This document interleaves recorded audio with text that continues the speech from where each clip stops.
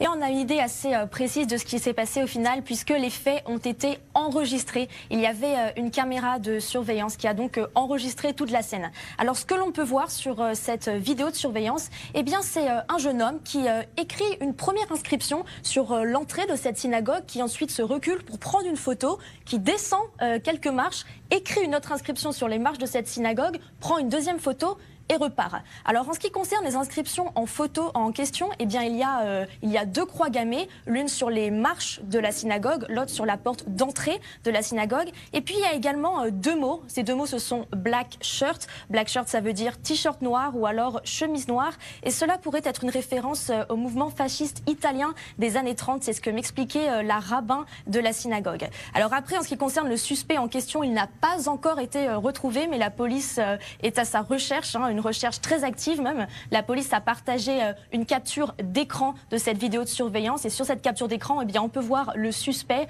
Alors la photo circule sur les réseaux sociaux et la police incite tous les résidents qui pourraient reconnaître ce suspect, eh bien, à contacter les services de police, et toute personne qui a un conseil utile pourrait être récompensée par une somme d'argent.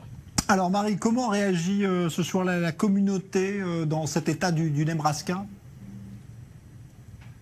Eh bien, je parlais tout à l'heure avec la rabbin de cette synagogue qui me disait qu'ils étaient choqués. Vraiment, le mot choc, c'est le mot qu'elle a répété tout au long de notre conversation. Elle me disait que c'était une communauté plutôt petite, très respectueuse, que les gens s'entendaient extrêmement bien et qu'à aucun moment elle n'aurait imaginé qu'un tel acte de vandalisme puisse avoir lieu. Alors, il y a aussi une certaine peur. Je parlais avec un autre résident qui, lui, vit à quelques kilomètres de cette synagogue, et il me disait, vous savez, on est une petite communauté. Moi, j'ai peur que bientôt, eh bien, on fasse l'objet de violences physique. Alors malgré la peur, malgré l'émotion, malgré le choc, il y a aussi une certaine solidarité. Comme je le disais, la photo du suspect est très retweetée sur les réseaux sociaux. Et puis il y a également une cagnotte qui pourrait se mettre en place. C'est ce que m'expliquait la rabbin, puisqu'il faudra rénover cette synagogue, notamment remplacer la porte d'entrée, ce qui pourrait coûter assez cher. Donc eh bien, la synagogue est en train de penser à mettre en place une cagnotte.